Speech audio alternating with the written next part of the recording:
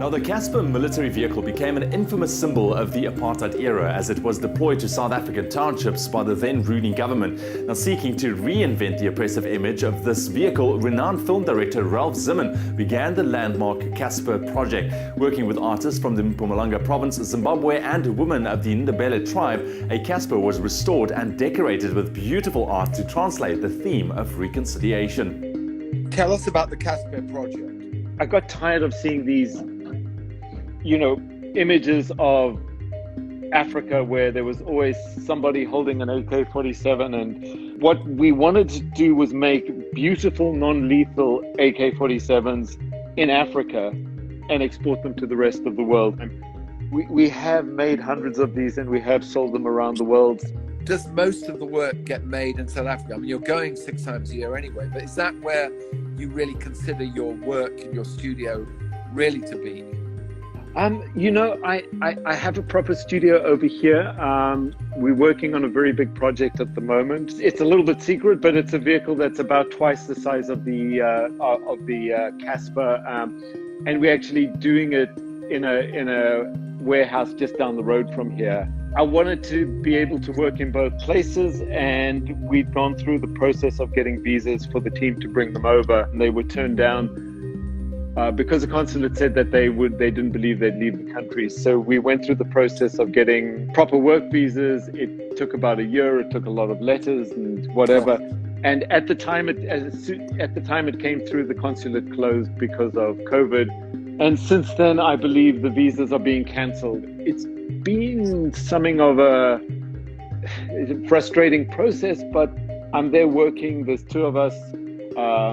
We're doing a slightly different process, but the work is continuing, and I've got the guys working in South Africa, and we're shipping things backwards and forwards. Right. So they're still able to participate and be part of the project one way or another, in other words. Yes.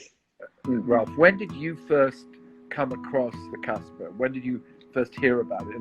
And how did you get this idea of transforming this lethal object into something, having a conversation about apartheid and the future and the past? The idea's been with me for a very long time. I never thought I'd ever be able to get my hands on a Casper. Obviously, it had always been in my mind to do it, to Africanize it, and to really subvert the message of the Casper. When these started showing, they showed up in Iraq, and with the end of the war, the Pentagon had something called the 1033 program, where they started giving these free of charge to local police forces in America. Yep. They started showing up in Black Lives Matter, and people were saying there's military vehicles on the street, but it's not a military vehicle.